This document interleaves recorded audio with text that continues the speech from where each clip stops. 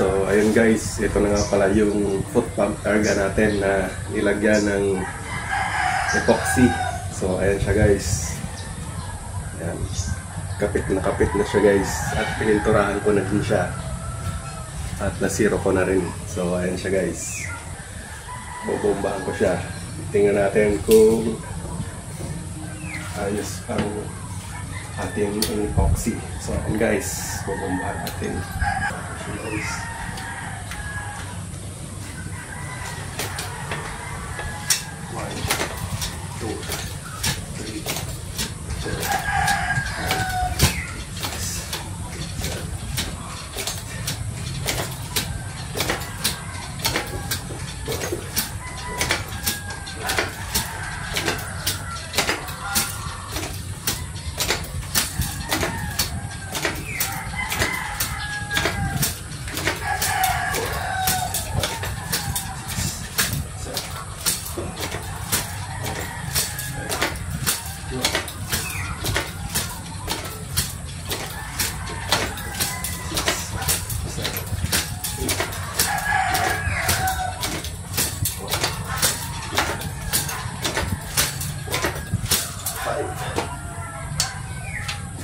So ayun guys, 45 pumps yung nilagay ko sa kanya guys. At ito medyo mainit-init na siya at matigas na siyang i-pump.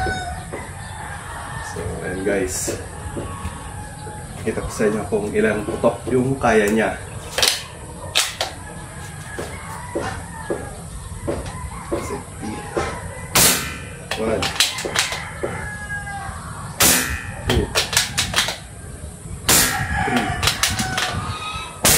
4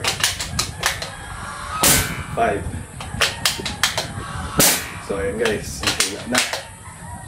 So 5 shots siya guys na malakas sa 45 pumps. Yun, yung epoxy natin ayos na ayos pa. Ang pagbomba natin. Yan, so success yung epoxy natin. So ayan guys, nakita niyo naman na effective yung pagkaka-epoxy natin dito sa scope mount rail na to. Yan, effective siya guys. So yung ginamit ko nga pala ditong epoxy ay yung Pioneer Durasteel 5 epoxy. So yan guys, matibay na siya guys. So mag target shooting tayo guys.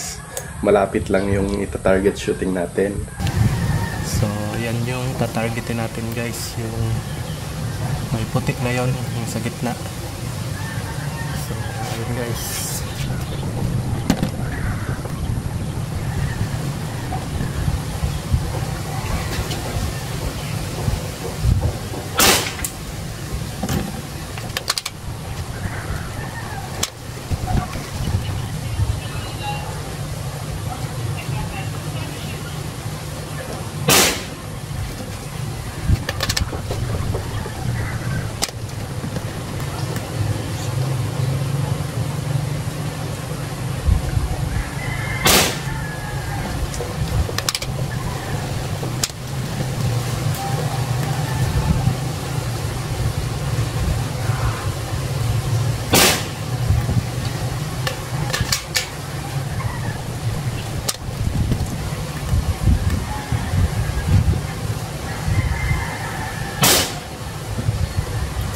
Guys, 5 shot, napakaganda ng tama natin. So ayan guys, goods na guys, at zero na natin siya.